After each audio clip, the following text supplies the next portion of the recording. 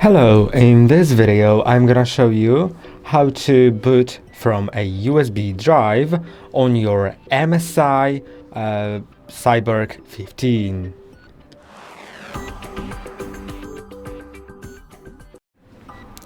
To do it, first plug the USB drive in, then shut your laptop down. You can also do it in the other order, right? So let's shut it down, but the USB drive needs to be plugged in before you turn the laptop on again.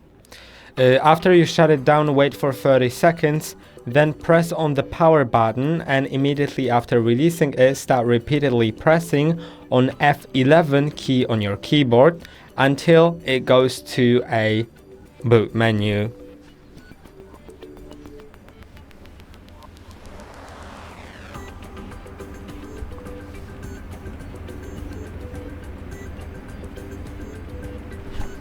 Now, just select the USB device.